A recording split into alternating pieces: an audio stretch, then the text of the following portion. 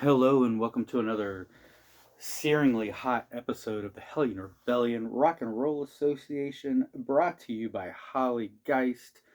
This is the show where we talk about bands as if we were teenage fanboys or fangirls.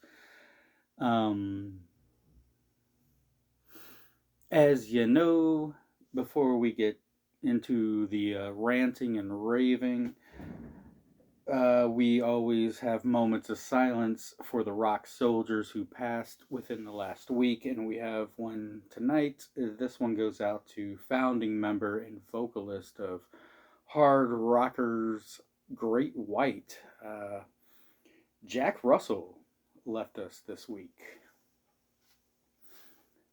Jack Russell, his his name is always reminded me of beef jerky. I don't know. I maybe there's a Russell brand of beef jerky. I don't know because every time I hear this guy's name, I all I think about in my head is savor the flavor. Jack Russell's monster beef links. Like maybe he should have gotten into some beef jerky. I don't know. Maybe I'm wrong for that. I don't know.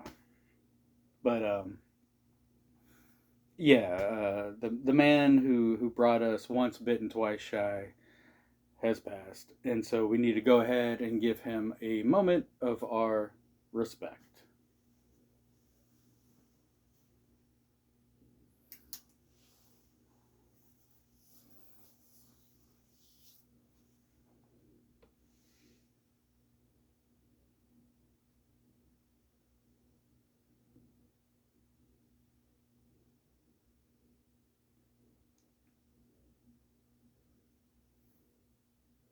Once bitten, twice shy, babe.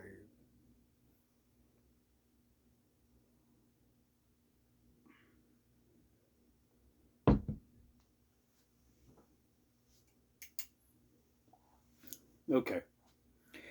May Jack Russell ride his golden great white stallion through the heavenly cosmos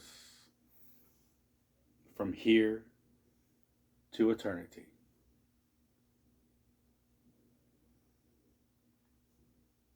All right. I'm gonna rant and rave about a grindcore death metal band that I've always had a fascination with, and that band is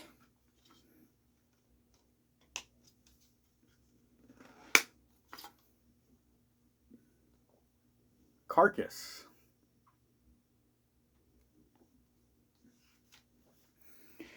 Carcass would form in 19. Don't quote me on this.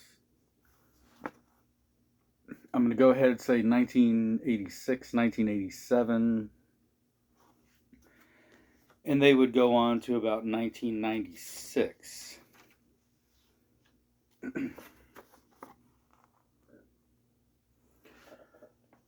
However, somewhere in the early to mid aughts, teens, Carcass would get back together.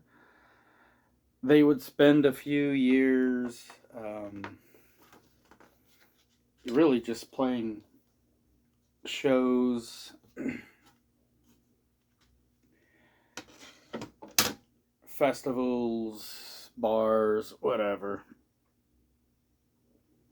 and just playing all their old classic hits. But somewhere in the teens, I'm going to go ahead and say 2012, 13, they started putting out new music, and all those records are great. Carcass is still with us today. The album I'm sharing with you is called Heartwork. Oh, did I say they're from Liverpool, England? Yeah, they're from Liverpool, England.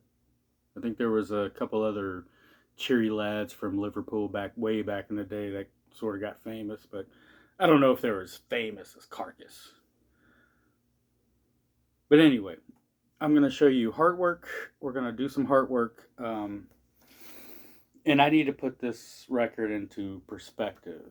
Uh, all of you metalheads are like, oh, hard work. Seriously, hard work. Because the death metal grindcore elitists love the early Carcass. And the early Carcass was incredibly disgusting, grotesque. All of their songs were about autopsies, surgery, mutilation, and I don't know, anything that's repulsive is what Carcass was doing in the late 80s and the early 90s. And so that is what we got used to. But musically, as far as this kind of music is concerned, uh, they were interesting. It was cool to hear this. I mean, the singer's vocabulary was off the charts. Like I don't, even to this day, I don't even understand half of what this guy was talking about when you go back and read his lyrics. It's all medical jargon. It's kind of the vocabulary a mortician would use. I mean, they're talking about different kinds of scalpels, uh, surgical equipment, and for years we just thought these guys uh, were medical students and they just played death metal and grindcore for fun. Is what we thought. I don't know if that's true or not. Maybe one of them was. I don't know.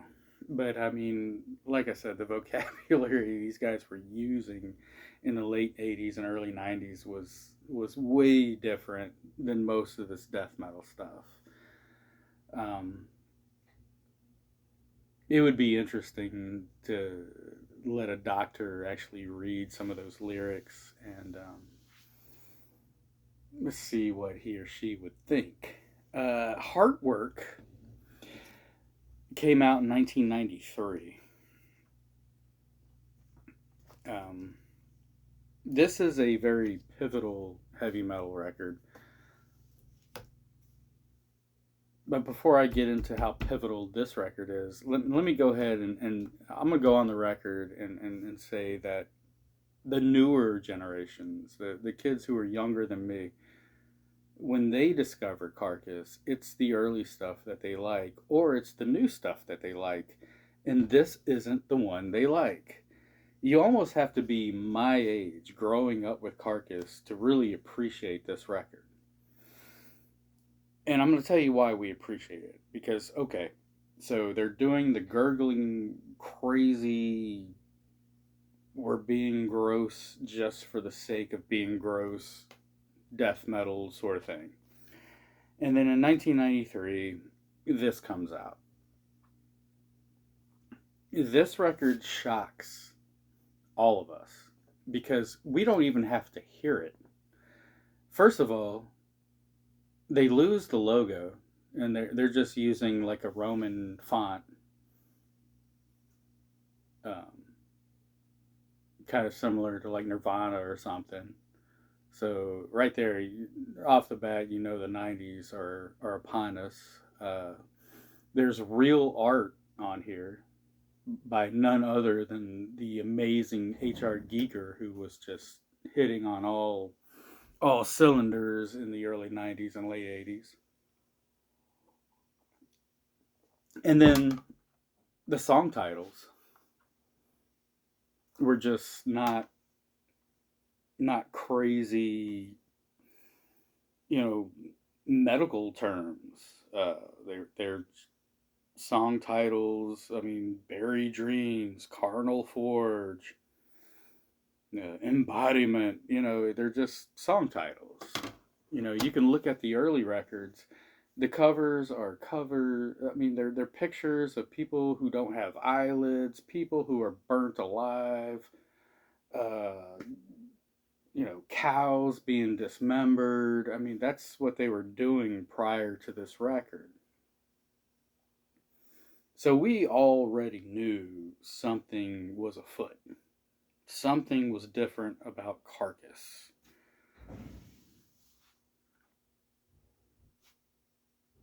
So we bought the record. And I'll be damned. This is totally different. This is radically different than anything they had done prior. And it's the very beginnings of melodic death metal. Like what you heard Gojira doing at the Paris Olympics, this is what Carcass is doing in 1993. Like they really usher in that sound of death metal. It's very proggy. You can hear that they're listening to what Chuck Schuldiner and Death is doing. Um, there's a lot of progressive proggy elements to this. It is radically different than anything they had done prior. And if you grew up and you were a teenager in the early 90s and heard this record, you knew that this style of music was about to change because of hard work.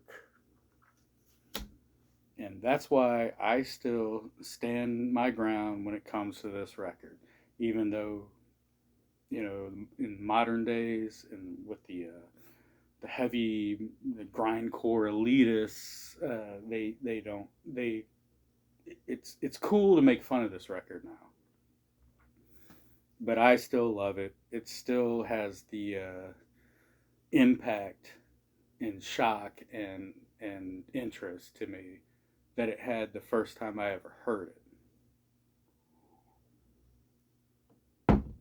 So there's my rant, there's my rave. Let's listen to it.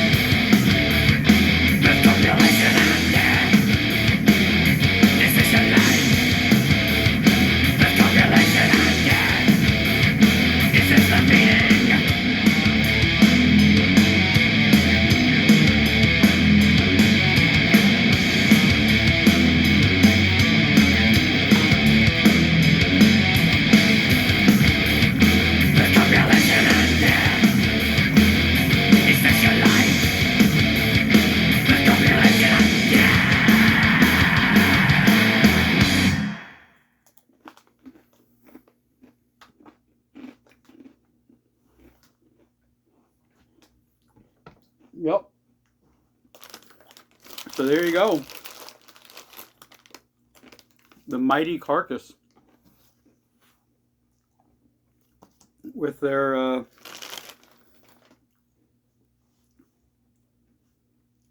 really probably the first time I'd ever would have called death metal melodic. Um, I hope you liked it. I know I did. I listened to this record or CD quite often, actually. So